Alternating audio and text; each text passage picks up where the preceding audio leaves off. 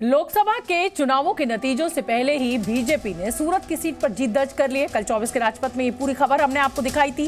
कांग्रेस उम्मीदवार नीलेश कुंभानी का पर्चा रद्द होने और अन्य उम्मीदवारों के पर्चा वापस लेने की वजह से बीजेपी के उम्मीदवार मुकेश दलाल बिना लड़े ही चुनाव जीत गए थे। लेकिन अब कांग्रेस के उम्मीदवार गायब हैं और कांग्रेस के समर्थक सूरत में नीलेश कुंभानी के घर के बाहर प्रदर्शन कर रहे हैं और गद्दार के नारे लगा रहे हैं। इसके साथ ही अब नीलेश कुंभानी और उनके प्रस्तावक अब सवालों के घेरे में हैं। तो कांग्रेस के अंदर ही आत्मघाती एक बम दस्ता है जो कांग्रेस की नैया डुबाने में लगा हुआ है। जो घटना सूरत में हुई है उसके बाद ये कहना गलत नहीं होगा। तो नीलेश का पर्चा रद्द होने से बीजेपी की जीत दर्ज हुई। जो 8 से 9 वहां पर निर्दलीय खड़े हुए थे उन्होंने भी अपना नामांकन वापस ले लिया और निर्विरोधी सूरत से बीजेपी जीत गई। नीलेश कुंभानी के खिलाफ अब खुद कांग्रेस के कार्यकर्ता जो है वो प्रदर्शन कर रहे हैं। सूरत में बीजेपी को मिली निर्विरोध जीत पर अब सियासत शुरू हो गई है। रक्षा मंत्री राजनाथ सिंह का कहना है कि हमारी जीत पर विपक्षी दल कह रहे हैं कि ये लोकतंत्र के लिए खतरा है, तो वहीं कांग्रेस का कहना है कि ये गलत हुआ है। हमारा एक कैंडिडेट निर्विरोध जीत गया। भारतीय जनता पार्टी के जीतने का सिलसिला प्रारंभ हो गया है और कांग्रेस के लोग और दूसरी राजनीतिक पार्टियां कह रही हैं यह लोकतंत्र के लिए खतरा है। मैं यह पूछना चाहता हूं, कांग्रेस के दोस्तों को कहना चाहता हूं, विरोध पक्ष के लोगों को कहना चाहता हूं, जनता की आंखों में धूल झोंक कर राजनीति मत करो। जनता की आंखों में आंख मिलाकर राजनीति करो। हमने बड़ा स्पष्ट कहा कि हमने स्थगित करने का कहा है। सूरत में चुनाव कैसे हो सकता है? आप अकेले चुनाव लड़ेंगे, इस पूरे कमरे में जितने लोग हैं सब भाग जाएंगे और ये एक ही दिन में सब लोग भाग गए और ये कोइंसिडेंस हो गया। तो वही तो बात है ना, तो आपको स्थगित करना चाहिए।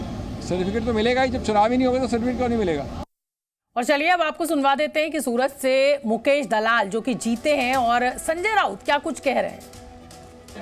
कांग्रेस का फॉर्म रिजेक्ट हुआ और बाकी जो उम्मीदवार थे इन्होंने नरेंद्र भाई मोदी साहब का जो विकसित भारत की जो कल्पना है इनको साथ देकर अपना फॉर्म विड्रॉ कर लिया।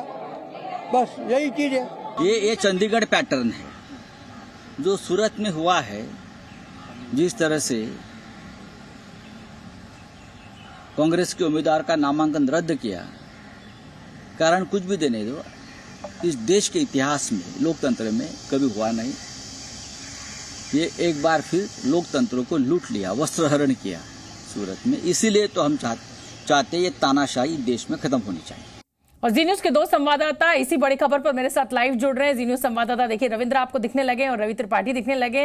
रविंद्र, चलिए कांग्रेस के कैंडिडेट का तो मैं मान लेती हूं कि साहब नामांकन गलत भर गया, प्रस्तावक गलत है, अब तो खैर कुछ और ही फैक्ट निकल कर सामने आ रहा है, लेकिन 8 से 9 निर्दलीय वो भी अपना नाम वापस ले लेते हैं, तो कहीं ना कहीं दाल में काला तो है। ये तो दिमाग में सवाल जरूर आएगा। शोभना, घर में आग लगी घर के चिराग से। जब चुनाव लड़ना ही नहीं कोई चाह रहा, अपना नॉमिनेशन ही उसका रद्द हो जाता है, तो इसमें बीजेपी का क्या दोष? ये बीजेपी के नेताओं का ना, और ये पहली बार नहीं हुआ है। अभी तक 34-35 उम्मीदवार अनअपोज जीते हैं, जिसमें फारूक अब्दुल्ला जो बीजेपी के नहीं है, एससी जमीर जो बीजेपी के नहीं थे, पीएम सईद जो बीजेपी के नहीं थे, और 2012 में डिंपल यादव कन्नौज से, वो भी बीजेपी की नहीं है। तो ऐसे कई उदाहरण, 3 दर्जन उदाहरण है अभी तक आज़ादी के बाद जब से चुनाव हो रहे हैं, और ये पहली बार ऐसा नहीं हुआ। हाँ, कांग्रेस को जो चुनाव आयोग में जा रही है उससे पहले अपने उम्मीदवारों पर उसे सख्ती करनी चाहिए थी कि भैया विड्रॉ नहीं कर लेना, आपका नॉमिनेशन ठीक से चेक हो जाना चाहिए। इसके लिए आप देखिए बीजेपी में एक है, बीजेपी में सेंट्रल एक सेल है जो नॉमिनेशन का पूरी तरह से चेक करता है और सभी उम्मीदवारों को बताया जाता है कि कैसे नॉमिनेशन किया जाता है, बार बार उसको ट्रेनिंग दी जाती है। कांग्रेस को भी ऐसा करना चाहिए। आरोप प्रत्यारोप लगेंगे, लेकिन जब नॉमिनेशन रद्द हो गया और 8 उम्मीदवार अपने विड्रॉ कर लेते हैं, जिसमें बसपा से भी समर्थित एक उम्मीदवार था, तो ऐसे में अनअपोज जीतना ये लोकतांत्रिक प्रक्रिया है। आरोप कुछ भी लगते रहे कांग्रेस द्वारा, लेकिन बीजेपी तो कह रही है कि जो हमारा नारा है उसकी शुरुआत तो हो गई है सूरत से ही। ठीक है रविंद्र, और अब मैं रवि आपका रुख करना चाहूंगी। रवि, एक शेर है, गैरों में कहाँ दम था, कश्ती वहां डूबी जहां पानी कम था। तो आज कांग्रेस के लिए मुझे यही शेर याद आ रहा है और आप मुस्कुरा भी रहे थे, बताइए क्या कहेंगे आप? नहीं, बिल्कुल, देखिए आप जो बात कह रहे हैं उसमें दम है। जो आप शेर पढ़ रही हैं इसमें इसलिए दम है क्योंकि एक एग्जाम्पल रविंदर जो दे रहे थे पिछले चुनावों का, कुछ एग्जाम्पल इसी चुनाव के हैं। देखिए, अगर बात करें तो आप नामांकन रद्द हो गया, यहाँ के खजुराहो के कैंडिडेट का नामांकन रद्द हो गया। इससे पहले आप देखें तो अरुणाचल प्रदेश में 7 सीटें बीजेपी अनअपोज जीत गई, क्योंकि वहाँ कैंडिडेट ही कांग्रेस नहीं दे पाई। उसके अलावा आपके इसी गुजरात की बात करें तो अहमदाबाद के कैंडिडेट जो वापस ले लिया, उन्होंने अपना नाम, जब उनका नाम कैंडिडेट डिक्लेयर होने के बाद से नाम वापस ले लिया और वो बीजेपी में शामिल हो गए, रोहन गुप्ता। तो इस तरह की घटनाएं होती है। समय जब खराब होता है तो कहते हैं ना कि आदमी हाथी पे भी बैठा होता है तो कुत्ता उसको काट लेता है। तो ये स्थिति भी एक एग्जाम्पल होता है। तो ये समय की चीज़ है। समय इस तरह का चल रहा है कि कांग्रेस पार्टी से कुछ लोग चुनाव टिकट लेके नहीं लड़ना चाहते हैं, कुछ लोग चुनाव टिकट मिल जाए चुनाव के दिन के पहले नाम वापस ले लेते हैं, कुछ दिन पहले वापस लेते हैं, और कुछ जगह कैंडिडेट नहीं मिल पा रहा है। तो समय आज इसको कहा जा सकता है कि समय कांग्रेस पार्टी का शायद थोड़ा खराब चल रहा है, और उसी का ये सब एक एग्जाम्पल इसके तौर पर देखा जा सकता है इन चीज़ों को। बिल्कुल बिल्कुल रवि, और ये दौर ऐसा नहीं कि कांग्रेस का चल रहा है, एक दौर में बीजेपी की भी यही स्थिति थी। रविंद्र मुझसे शायद सहमत होंगे, क्योंकि देखिए 10 साल सत्ता में अब बीजेपी को हो चुका है, लेकिन अगर हम अटल बिहारी वाजपेयी से पहले की बीजेपी को देखें तो बीजेपी बेहद कमजोर स्थिति में थी, 3 सीट से 300 तक पहुंची है। तो ये सफर मुश्किल रहा है, लेकिन बीजेपी ने तय किया है। तो ऐसा नहीं है कि कांग्रेस के लिए बिल्कुल नाउमीदगी हो गई है। रविंद्र,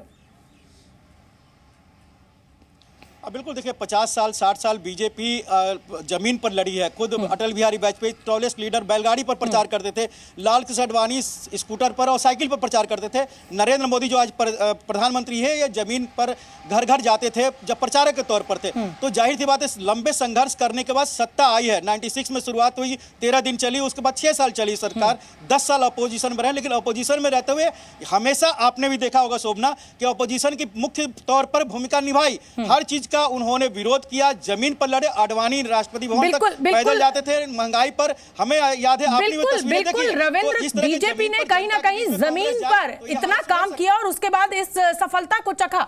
रवि, अब आगे क्या? कांग्रेस की स्थिति चाहे मध्य प्रदेश के चुनावों में हमने देखी हो, बड़े बड़े नेताओं का टूट के बीजेपी में जाना हो, हालांकि आप ईडी सीबीआई का नाम लेते हैं, लेकिन जमीन पर ये जो कमजोर होती कांग्रेस है, अब आगे क्या?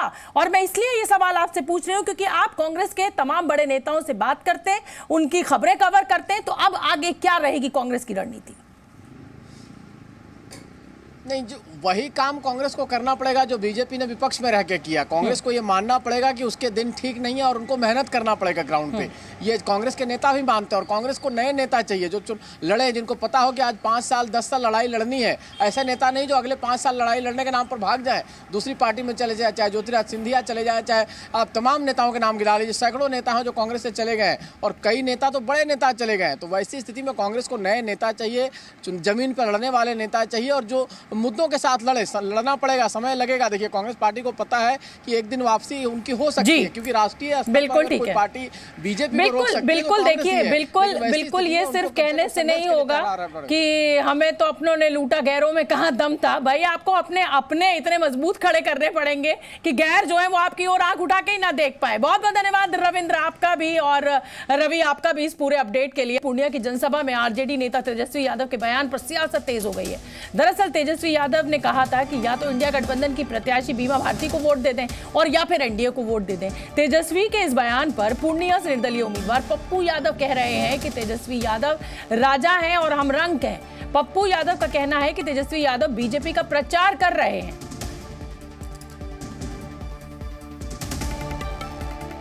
तो शीशे के घर में रहकर पत्थर फेंकते हैं। तेजस्वी का लक्ष्य कुर्सी है, ये पप्पू यादव कह रहे हैं। बीमा भारती को आरजेडी ने वहां से अपना प्रतिनिधि, अपना उम्मीदवार बनाया है, लेकिन पप्पू यादव जो कि कांग्रेस में शामिल हो चुके थे, इंडिया गठबंधन का हिस्सा है, उन्होंने कहा कि पूर्णिया छोड़ना मैं अपनी आत्मा छोड़ने जैसा होगा। और उसके बाद पप्पू यादव ने इसी सीट से अपनी उम्मीदवारी का नामांकन भरा।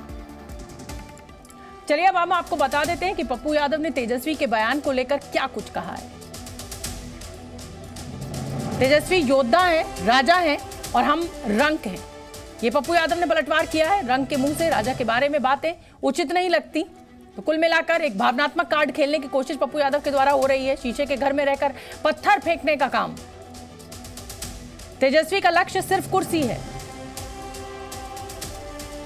हालांकि गठबंधन के नियमों को पप्पू यादव ने तोड़ा है। कांग्रेस में शामिल हुए इंडिया गठबंधन और बिहार में आरजेडी जो है वो कांग्रेस मिलकर चुनाव लड़ रही है, लेकिन पप्पू यादव ने अपना निर्दलीय चुनाव का पर्चा भर दिया। सुन लेते हैं एक बार हम पप्पू यादव को। एकजुट रहना है, किसी के धोखे में नहीं आना।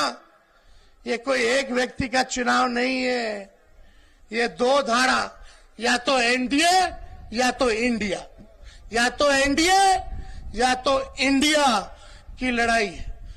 या तो आप इंडिया को चुनो, और इंडिया को अगर नहीं चुनते हो बीमा भारती को, तो आप एनडीए को चुन रहे हो। साफ बात, साफ बात है। इतने जल्दी अनपेशेंस हो जाते हैं। वो लालू यादव जी से सीखे ना पेशेंस, सीखना चाहिए। कितना पेशेंस था लालू जी करके, अपने पिता से भी इतना सीखते हैं। वो योद्धा हैं, वो राजा हैं, हम लोग रंग हैं। राजा के बारे में बड़ी मुँह छोटी बात हमें नहीं करनी चाहिए। वो लोग बड़े राजा के हैं, वो लोग मुख्य कानून है उन लोग का। उन लोगों को लगता है पब्लिक दुनिया मूर्ख है, हम जो बोल देंगे वही सही। इससे तो कांग्रेस के रेस्पेक्ट पर आंच पड़े, और अगले विधानसभा लोकसभा में क्या करें तो वो न समझे। जनता जवाब तो देगी ना कोसी सीमांचल के। तेजस्वी यादव के बयान पर केंद्रीय मंत्री गिरिराज सिंह ने तंज कसा है। गिरिराज सिंह ने कहा है कि तेजस्वी अपनी हार मान चुके हैं। दूसरी तरफ जेडीयू नेता नीरज कुमार ने भी तेजस्वी पर निशाना साधते हुए कहा कि उन्होंने पूर्णिया में हताशा में बयान दिया है। मैंने पहले भी कह चुके हैं कि अब महागठबंधन तेजस्वी यादव हार स्वीकार कर चुके हैं, इसीलिए ऐसी बात उन्होंने कहा है। मुझे खुशी है, वो मेरे लिए अपील कर रहे हैं अपनी हार स्वीकार कर। विपक्ष के नेता माननीय तेजस्वी यादव राजनीतिक हताशा में पूर्णिया की सभा में गर्मी के तपिश में राजनीतिक तपिश के हो गए शिकार। पानी में पुदीना डालकर पीजिए, मन ठंडा हो जाएगा। और इस बीच पूर्णिया से जेडीयू उम्मीदवार संतोष कुशवाहा ने तेजस्वी यादव के बयान पर पलटवार करते हुए कहा है कि वो दूसरे और तीसरे नंबर की लड़ाई लड़ रहे हैं। जनता ने सोच लिया है कि अब वापस जंगल राज्य में नहीं जाना है। वहीं बिहार सरकार के उप मुख्यमंत्री सम्राट चौधरी कह रहे हैं कि महागठबंधन ने अपनी हार मान ली है। पूर्णिया की जनता ने बड़ा मन बनाए हुए है कि किसी भी सूरत में गलत लोगों को पूर्णिया में नहीं आने देगा, इसलिए कहीं विषय नहीं है। और राष्ट्रीय जनता दल और एक निर्दलीय प्रत्याशी आपस में उन लोगों की नुरा कुश्ती है। दूसरी नंबर पाने के लिए दूसरी और तीसरी की लड़ाई लड़ रहे हैं। ये पूरी तरह हताशा का बयान है, हार मानने वाले का बयान है, और भारतीय जनता पार्टी जानती है कि ये लड़ाई कहीं है ही नहीं। 40 की 40 सीट भारतीय जनता पार्टी जीत रही है। जी न्यूज संवाददाता प्रशांत मेरे साथ लाइव जुड़ रहे हैं इसी बड़ी खबर पर पटना से। प्रशांत, आप देख ही रहे हैं बयान हम लगातार अपने दर्शकों को सुनवा रहे हैं, या तो बीमा भारती को वोट दे दीजिए और नहीं तो एनडीए को वोट दे दीजिए। और संतोष कुशवाहा जो कि जेडीयू के उम्मीदवार हैं वो कह रहे हैं कि साहब आपने हार मान ली है। तो अब जमीन का सच क्या है, जनता क्या कह रही है? पप्पू यादव कहाँ खड़े हुए हैं, क्या उनका वहां पर जमीन पर आप ताकत देख रहे हैं? देखिए, सच्चाई यह है शोभना कि पूर्णिया का जो लोकसभा सीट है वो पप्पू यादव और तेजस्वी के वर्चस्व की लड़ाई है। लगातार पप्पू यादव को वहां से चुनाव में टिकट ना मिले, इसके लिए पूरी रणनीति लालू यादव ने बनाई थी, और अंततः उनको कांग्रेस के खाते में सीट नहीं गई, उनको टिकट भी नहीं मिला। बाद में पप्पू यादव ने पूरे पूर्णिया में काफी मेहनत किया, और इतनी मेहनत की कि एक बड़ा जनाधार उन्होंने खड़ा कर दिया और एक वोटरों का बड़ा समूह भी खड़ा कर लिया अपने साथ। इसके बाद जब ये लग गया कि पप्पू यादव वहां पर दूसरे नंबर पे आ गए हैं, जो ग्राउंड की रिपोर्ट है उसके मुताबिक, तो उसके बाद तेजस्वी को ये साफ दिखने लग गया कि बीमा भारती के पक्ष में जब वहां के लोग नहीं हैं तो ये बयान सामने आया ताकि पप्पू यादव को कहीं से कोई वोट ना मिले और पप्पू यादव को पराजय का सामना करना पड़े। लेकिन इस बीच में एक बात ये हुई कि इस तेजस्वी यादव के बयान को अलग अलग मायने निकालने लगे। एनडीए ने कह दिया कि वह हताशा का बयान है, लेकिन आप सोच लीजिए कि अगर तेजस्वी यादव किसी चुनावी रैली में ये भाषण करते हैं कि अगर आप इंडिया को वोट नहीं कर रहे हैं तो एनडीए को कर दीजिए, इसका सीधा मतलब था कि पप्पू यादव को वोट नहीं करना है, यानी पप्पू यादव को रोकना है। तो मतलब प्रशांत, इसको ऐसे भी समझा जाना चाहिए कि ठीक है, तेजस्वी यादव का जो कैंडिडेट है बीमा भारती वो नहीं जीत रही है, लेकिन जेडीयू के कुशवाहा साहब भी तो नहीं जीत रहे हैं ना। अगर वहां पर पप्पू यादव ने इतना बड़ा अपना जनाधार खड़ा कर लिया, हालांकि देखिए अभी जब तक चुनाव के नतीजे नहीं आते हैं तब तक कुछ भी कहना मुश्किल होगा, लेकिन अब क्योंकि ये लड़ाई बड़ी दिलचस्प हो गई है, पूर्णिया सीट का जो चुनाव है वो दिलचस्प हो गया है, क्योंकि पप्पू यादव, जेडीयू के अपने कुशवाहा साहब और इधर बीमा भारती, तो तीन जो है मजबूत उम्मीदवार एक तरीके से आप कह सकते हैं कि इस बार जो टक्कर होगी वो कांटे की होगी पूर्णिया में। बहुत बहुत धन्यवाद प्रशांत आपका इस पूरे अपडेट के लिए, इस पूरी जानकारी के लिए। आज हनुमान जयंती है और एक और प्रधानमंत्री मोदी ने देशवासियों को हनुमान जयंती की शुभकामनाएं दी हैं, तो दूसरी ओर राजस्थान के टोंक से उन्होंने कांग्रेस पर निशाना साधा है। प्रधानमंत्री मोदी ने बेंगलुरु की घटना का जिक्र करते हुए कहा है कि कर्नाटक में एक आदमी को इसलिए पीटा गया क्योंकि वो छोटी सी दुकान में हनुमान चालीसा सुन रहा था। प्रधानमंत्री ने कहा कि कांग्रेस के राज में हनुमान चालीसा पढ़ना भी मुश्किल हो जाता है।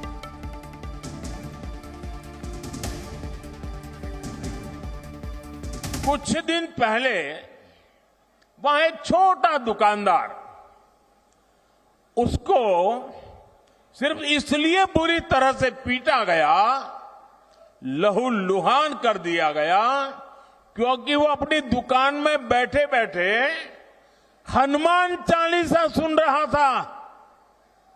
ये कांग्रेस की कर्नाटका की सरकार का काम देखिए। आप कल्पना कर सकते हैं कांग्रेस के राज में हनुमान चालीसा सुनना भी गुनाह हो जाता है। अभी परसों जब मैं राजस्थान आया था तो मेरा एक 1.5 मिनट का भाषण, 90 सेकंड का भाषण, और मैंने कुछ सत्य देश के सामने रखा,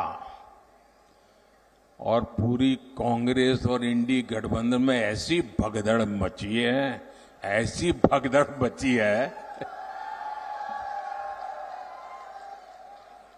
मैंने सत्य रखा देश के सामने।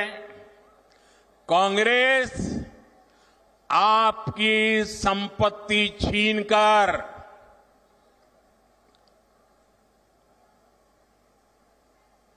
उनके खास लोगों को बांटने की गहरी साजिश रचकर बैठी है। और इस समय की बड़ी खबर आपको बता दें, केंद्रीय मंत्री स्मृति ईरानी ने कांग्रेस पर आज हमला बोला। स्मृति ईरानी ने अमेठी में चुनाव प्रचार के दौरान कांग्रेस की तुलना रावण से कर डाली। उन्होंने कहा कि इस बार मोदी का हनुमान बनकर कांग्रेस की लंका में आग लगानी है। सुन लेते हैं एक बार। मोदी का हनुमान हमको बनना है, नहीं कह रहे? मोदी का हनुमान हमको बनना है, कांग्रेस की भ्रष्ट लंका में अपनी पूंछ से आग लगानी और पर जाकर कमल का बटन दबाना है, राष्ट्रभक्त मोदी को जिताना है। सही कह रहे हैं? हनुमान जयंती के मौके पर दिल्ली के मुख्यमंत्री अरविंद केजरीवाल की पत्नी सुनीता केजरीवाल ने आज दिल्ली में प्राचीन हनुमान मंदिर में दर्शन पूजन किए। वहीं आम आदमी पार्टी की शोभा यात्रा में मंत्री सौरभ भारद्वाज शामिल हुए। इसमें एक कलाकार जो हनुमान जी की वेशभूषा में था वो इंसुलिन लिए हुए था। तो ये तस्वीरें आप देखिए जिस समय सुनीता केजरीवाल प्राचीन हनुमान मंदिर में दर्शन करने के लिए पहुंची हैं। हालांकि अरविंद केजरीवाल की ऐसी तस्वीरें बहुत हमने देखी हैं जब वो हनुमान मंदिर में दर्शन करने के लिए पहुंचते हैं किसी भी बड़े मौके पर, और आज उनकी पत्नी पहुंची हैं सुनीता केजरीवाल। केजरीवाल की सेहत को लेकर इस समय दिल्ली में सियासत तेज है और कल शाम अरविंद केजरीवाल को एम्स के डॉक्टर्स की सलाह पर इंसुलिन दिया गया है। तो ये तस्वीरें उस समय की जब मुख्यमंत्री अरविंद केजरीवाल की पत्नी सुनीता केजरीवाल पहुंची हैं और मुख्यमंत्री अरविंद केजरीवाल क्योंकि जेल में हैं और मुख्यमंत्री पद से उन्होंने इस्तीफा नहीं दिया है, तो वहीं से वो शासन चला रहे हैं। और यहाँ पे पत्नी जो है सुनीता केजरीवाल वो पहुंची हैं दर्शन करने के लिए। और सौरभ भारद्वाज क्या कुछ कह रहे हैं वो आपको सुनना चाहिए। देखिए, हनुमान जी सबके संकट हरते हैं। भगवान राम को भी मुसीबत पड़ी तो हनुमान जी संजीवनी लेके आए। अरविंद केजरीवाल तो उनके छोटे से भक्त हैं, उनकी पूजा करते हैं। आज अरविंद केजरीवाल की जान को खतरा था, न तिहाड़ इंसुलिन देने के लिए तैयार था, न केंद्र सरकार इंसुलिन देने के लिए तैयार थी। कोर्ट तक लड़ाई लड़नी पड़ी, मगर आज हनुमान जन्मोत्सव पे बजरंग जी के हनुमान जी के आशीर्वाद से उनको इंसुलिन मिली है। हम भगवान बजरंग बली का हृदय की गहराइयों से धन्यवाद करते हैं। तो जी न्यूज संवाददाता रविंद्र एक बार मेरे साथ फिर से जुड़ गए हैं। प्रधानमंत्री नरेंद्र मोदी ने जिस तरीके से बेंगलुरु में हमला बोला है उस पर रविंद्र से बात करेंगे। और बलराम पांडे भी मुझे दिखाई दे रहे हैं, आम आदमी पार्टी की सुनीता केजरीवाल पहुंची है हनुमान मंदिर में दर्शन करने। तो अब जाहिर सी बात है कि चुनाव है तो धर्म का बोलबाला है। क्यों रविंद्र, आप सहमत हैं मुझसे? बिल्कुल, देखिए हनुमान जयंती है और बिल्कुल आपने कहा कि इसमें धर्म का बोलबाला तो हर चीज़ में दिख रहा है, चाहे वो आपने देखे जो श्री राम मंदिर बना है उसको लेकर हो, और हनुमान जयंती के अवसर पर प्रधानमंत्री नरेंद्र मोदी राजस्थान में जो बातें कही है, राजस्थान के जनता के सामने कर्नाटक की बात कही है। यानी जहां लड़ाई हो रही है राजस्थान में कांग्रेस से लड़ाई है और कर्नाटक में भी कांग्रेस से लड़ाई है बीजेपी के। तो राजस्थान में भी कहा जा रहा है कि कर्नाटक में जो हुआ हनुमान जयंती के अवसर पर हनुमान चालीसा पढ़ा जा रहा था, सुना जा रहा था और उस पर वहां दंगे हुए, उसको मारा पीटा गया और कांग्रेस ने कुछ नहीं किया। यानी हनुमान जी चालीसा पढ़ने को लेकर हनुमान जयंती पर उन्होंने राजस्थान की जनता को भी एड्रेस किया कि कांग्रेस क्या कर रही है, और कर्नाटक की भी जनता को कहा कि कर्नाटक में जो मौजूदा सरकार है वो हिंदुत्व को या हनुमान चालीसा पढ़ने पर जो दंगा होता है, जो मारपीट होती है। आपको याद होगा रविंद्र कि कर्नाटक के विधानसभा चुनाव में भी हनुमान का बहुत जिक्र आया था, हनुमान जी का, लेकिन हनुमान जी ने बीजेपी को जिताया नहीं था वहां पर। तो एक बार फिर ये जो हनुमान जयंती पर जो हल्ला बोला जा रहा है उसका आपको लग रहा है जमीन पर असर? देखिए, हनुमान जयंती के अवसर पर हनुमान जी की बात नहीं हो रही है, बल्कि हो रही है कि हिंदुत्व की बात हो रही है, हिंदू धर्म की बात हो रही है और बहुसंख्यक की बात हो रही है। और ये कांग्रेस अल्पसंख्यक खासकर मुसलमानों के पक्ष में धर है और यही प्रधानमंत्री पिछले कई दिनों से बार बार कह रहे हैं। चाहे राजस्थान में इसके पहले आए, आज भी उन्होंने जिक्र किया कि 90 सेकंड की हमारी एक बयान था, उस पर हंगामा मचा। आपने देखा कि अलीगढ़ में कहा और अब जब कर्नाटक में जाएंगे तो वहां भी इस इशू को उठाएंगे। तो हिंदुत्व की बात है, बहुसंख्यक की बात है, अल्पसंख्यक वर्सेज बहुसंख्यक यानी मुस्लिम वर्सेज हिंदुत्व की बात कही जा रही है। ठीक है बलराम, आपका मैं रुख करना चाहूंगी। देखिए रविंद्र के साथ चर्चा चल रही थी, चुनाव है और धर्म का बोलबाला है। हालांकि अरविंद केजरीवाल की ऐसी तस्वीरें हमने खूब देखी हैं हनुमान मंदिर जाते हुए। आज उनकी पत्नी ने मोर्चा संभाला और तो और हनुमान जी जो कि वेशभूषा में जो मॉडल था उसके हाथ में इंसुलिन तक पकड़ा दी। बिल्कुल, देखिए आज दो तस्वीरें दिल्ली में देखने को मिली। एक तस्वीर वो थी जब दिल्ली के कैबिनेट मंत्री सौरभ भारद्वाज जो शोभा यात्रा निकल रही थी आज हनुमान जयंती के दिन, उसमें शामिल हुए और जो हनुमान जी की वेशभूषा में व्यक्ति नजर आ रहा था वो इंसुलिन लिए हुए था। तो यानी कहीं ना कहीं जो इंसुलिन की पॉलिटिक्स है वो आज शोभा यात्रा में भी देखने को मिली। लेकिन सबसे बड़ी बात यह है कि पहली बार जो सुनीता केजरीवाल हैं वो अकेले सीपी स्थित जो प्राचीन हनुमान का मंदिर है वहां पर पहुंची, क्योंकि अक्सर उन्हें देखा गया था कि वो अरविंद केजरीवाल के साथ ही सीपी में जाती थी प्राचीन हनुमान मंदिर में और हनुमान जी के दर्शन करती थी और लगभग हर हनुमान जयंती पर ये दोनों लोग जाते थे। लेकिन आज जिस तरीके से वो अकेले पहुंची और जब वो बाहर निकली तो उन्होंने मीडिया से बातचीत के दौरान ये बात कही कि हमने अरविंद केजरीवाल के स्वास्थ्य के लिए कामना की, साथ ही दिल्ली वासियों के लिए भी कामना की कि उनकी बेहतरी और जो उनके काम हैं वो रुकने ना पाए। तो कहीं ना कहीं जो लोकसभा चुनाव है उसमें पहले राम नजर आए थे और अब हनुमान नजर आ रहे हैं। यानी जो पॉलिटिक्स है वो धर्म, मजहब और ईश्वर के इर्द गिर्द ही घूमती हुई नजर आ रही है। ये बड़ा संदेश है रविंद्र और बलराम, ये एक बड़ा संदेश है कि 75 साल हमारी आजादी के जरूर पूरे हो गए हैं। अब हम विकास के मुद्दे पर, शिक्षा के मुद्दे पर, गरीबी के मुद्दे पर ये राजनीतिक दल हमें कन्विंस नहीं करेंगे, ये जनता को कन्विंस करेंगे धर्म के नाम पर, चाहे राम का नाम लेकर और चाहे हनुमान का नाम लेकर। बहुत बहुत धन्यवाद बलराम आपका भी, रविंद्र आपका भी इस पूरे अपडेट के लिए। गृहमंत्री अमित शाह ने कांग्रेस नेता पी चिदम्बरम के बयान पर पलटवार किया है। अमित शाह ने दावा किया है कि कांग्रेस तुष्टीकरण के लिए सीएए हटाने की बात कर रही है। उन्होंने पूछा कि सीएए का विरोध कांग्रेस क्यों कर रही है, ये वो नहीं बताते। शाह ने साफ किया है कि बीजेपी तुष्टीकरण के खिलाफ है।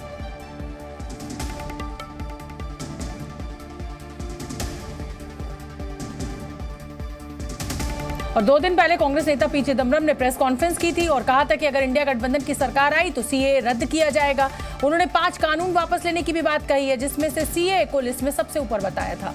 चिदम्बरम के इसी बयान पर आज अमित शाह ने पलटवार किया। बीजेपी का कहना है कि कानून रद्द करने के लिए सरकार में आना पड़ता है। कांग्रेस को बहुत तकलीफ पड़ रही है डेवलपमेंट के एजेंडे पर, विकास के एजेंडे पर चुनाव लड़ने में लगातार वो पराजित हो रही हैं। फिर से एक बार अपीसमेंट की पॉलिसी के आधार पर वो आगे बढ़ना चाहती हैं। चिदम्बरम ये नहीं कहते हैं कि सीए में क्या बुराई है, हम सीए हटा देंगे। क्यों हटाना है? क्योंकि उनको अपनी माइनॉरिटी की पॉलिटिक्स करनी है, माइनॉरिटी वोट बैंक को मजबूत करनी है। भारतीय जनता पार्टी अपने सिद्धांतों पर अटल है। हम किसी के साथ अन्याय नहीं करेंगे, सबके साथ न्याय करेंगे, परंतु तुष्टीकरण भी किसी का नहीं करेंगे।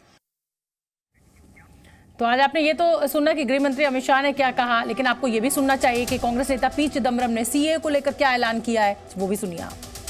You asked me which are the 5 laws that will be repealed. I'm reading that portion. Repeal 5 laws. 1, the Citizenship Amendment Act 2019. It is top of the list. 2, the Farmers Produce Trade and Commerce Promotion and Facilitation Act 2020. The Bharatiya Nyaya Second Sanhita, that is the equivalent to IPC.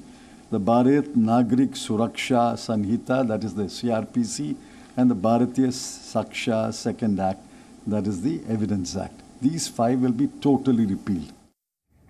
तो जी news संवाददाता रविंद्र एक बार फिर मेरे साथ 24 के राजपथ में live जुड़ रहे हैं। रविंद्र देखिए, अभी अभी हम चर्चा कर रहे थे कि राम और हनुमान के नाम पर चुनाव हो रहा है, ऐसा नहीं है। देखिए राजनीतिक दल सीए का भी जिक्र कर रहे हैं और पी चिदम्बरम ने कहा कि भाई अगर हम सत्ता में आएंगे तो सीए को हटाया जाएगा, लेकिन उधर अमित शाह ने बड़ा तंज कर दिया है और गृह मंत्री कह रहे हैं कि साहब इसके लिए सत्ता में आना पड़ेगा।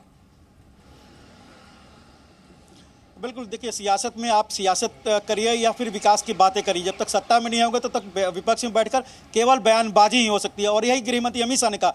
देखिए जो विपक्ष जब तीनों कानून को लेकर, भारतीय न्याय संहिता कानून को लेकर संसद के अंदर जब बहस चल रही थी, तो वहाँ पर सबसे बड़ा जो विरोध हो रहा था कि इसका नाम ठीक नहीं है, इसका नाम आप बदलिए, क्योंकि बाकी जो उसके अंदर का मटेरियल था उसके लिए तो स्टैंडिंग कमेटी बैठा और कई जितने स्टॉक होल्डर है सबसे गृह मंत्री ने बात किया, सभी पार्टियों की सहमति थी, लेकिन नाम को लेकर सहमति नहीं थी। जबकि इस तीनों कानून को लेकर जो सीजेआई हैं, मुख्य